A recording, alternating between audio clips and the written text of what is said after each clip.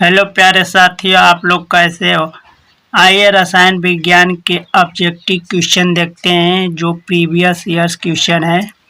बहुत इम्पॉर्टेंट है। पहला क्वेश्चन दिया है, निम्नलिखित में से किस गतिविधि में पानी का उपयोग शामिल नहीं है। तो किसमें पानी का उपयोग शामिल नहीं है, तो देखिए गीले कपड़े सुखाने में, नहाने में भी शामिल है, कपड़ा धोना और बर्तन साफ करना। तो राइट आंसर डी हो जाएगा। अगला क्वेश्चन देखिए, निम्नलिखित में से किस क्रिया में आप न्यूनतम पानी की मात्रा का उपयोग करेंगे। नहाने में ज़्यादा होता है, कपड़े धोने में ज़्यादा, और ब्रश दांत साफ करने में, कमरे में पोछा लगाने में। तो ये भी ज़्यादा है, लेकिन राइट आंसर ब्रश जो बहुत कम पानी में हो जाता है, राइट आंसर बी हो जाएगा। नेक्स्ट अगला क्वेश्चन देखिए, हमारे नल में पानी आता है, तो राइट आंसर नदी, झील और कुआं से। अगला क्वेश्चन देखिए, बादल है, बादल एक हवा में तैरती पानी की छोटी बूंदे है। तो राइट आंसर ए हो जाएगा। नेक्स्ट अगला क्वेश्चन देखिए,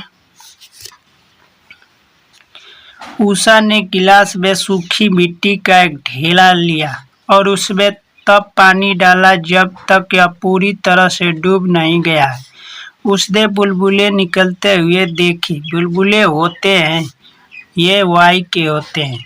तो राइट आंसर सी हो जाएगा। नेक्स्ट अगला क्वेश्चन देखिए, एक मिश्र धातु किसका एक उदाहरण है। तो राइट आंसर सी, ठोस विलयन का उदाहरण है। अगला क्वेश्चन देखिए, 250 ग्राम का ऐसा विलयन जिसमें ग्लूकोज की मात्रा 5% हो, तैयार करने के लिए आवश्यक ग्लूकोज की मात्रा होगी। तो राइट आंसर बी, 12.5 ग्राम होगी। नेक्स्ट अगला क्वेश्चन देखिए,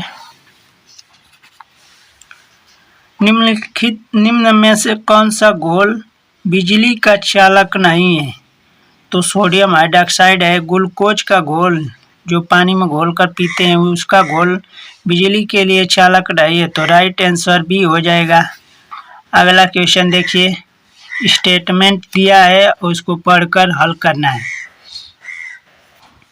उस विलयन का विकल्प चयन कीजिए जो सही ढंग से यह इंगित करता है कि निम्नलिखित में से कौन से कथन सत्य हैं। जब मैग्नीशियम धातु के एक टुकड़े को कॉपर सल्फेट विलयन में रखा जाता है, तो मैग्नीशियम कॉपर सल्फेट विलयन से कॉपर को विस्थापित कर देता है।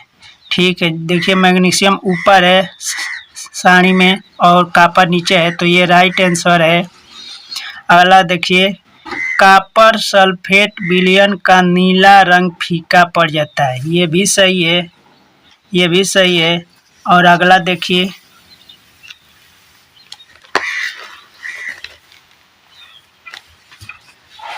मैग्नीशियम के टुकड़े पर कॉपर तांबा धातु का लाल भूरा अवक्षेप बनता है। ये भी सही है, यानी कि आपका राइट आंसर बी हो जाएगा। तीनों सही है।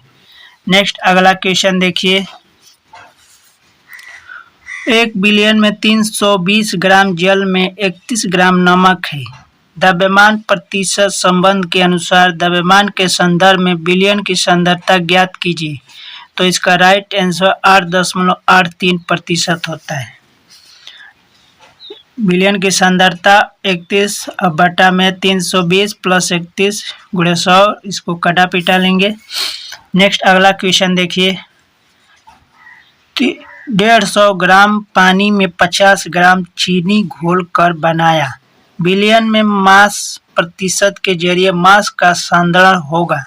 तो राइट आंसर सी, 25%। देखिए द्रव्यमान प्रतिशत के आधार पर विलयन की सांद्रता 50 बटा में 150 प्लस 100, तो 200 से यह कट जाएगा और 50 में 2 का भाग दें तो 25%। अगला क्वेश्चन देखिए, निम्नलिखित अपघटन अभिक्रिया में PQRS की पहचान कीजिए। FeSO4 और Fe2O3 SO2 और SO3। तो यहाँ हो जाएगा, यहाँ 2 बैलेंस करेंगे तो यहाँ 2 हो जाएगा, और ये तो आपका राइट आंसर सी हो जाएगा। नेक्स्ट अगला क्वेश्चन देखिए,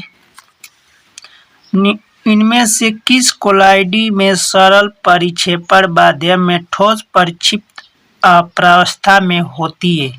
तो राइट आंसर डी, साल अवस्था में।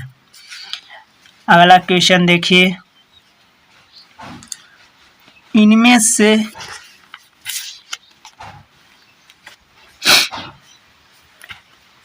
देखिए, निम्नलिखित में से कौन सा शब्द जल के अणुओं की एक वर्णतः पारगम्य झिल्ली है? तो इसका राइट आंसर ए, पराशर है। अगला क्वेश्चन देखिए, रासायनिक अभिक्रिया के दौरान किसी विलयन में बनने वाले अविलेय पदार्थ को कहा जाता है? तो अवक्षेप कहते हैं। नेक्स्ट अगला क्वेश्चन देखिए, किसी पदार्थ की उच्च सांद्रता से निम्न सांद्रता की ओर स्वतः गति करने की प्रक्रिया कहलाता है? तो विसरण कहलाता है।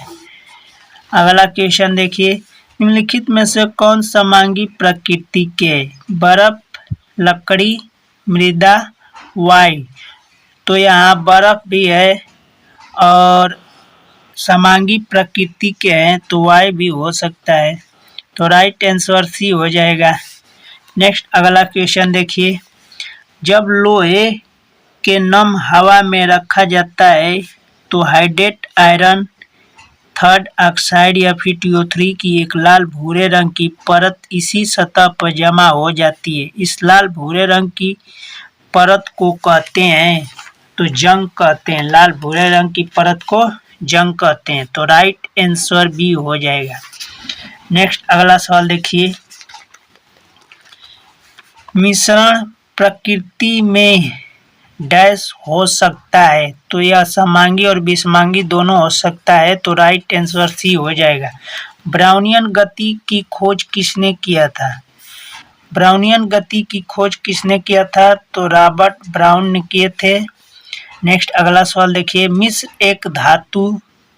धातु एक है, तो क्या है? समांगी मिश्रण है। अगर वीडियो पसंद आए तो वीडियो को लाइक और चैनल को सब्सक्राइब कीजिएगा। धन्यवाद दोस्तों।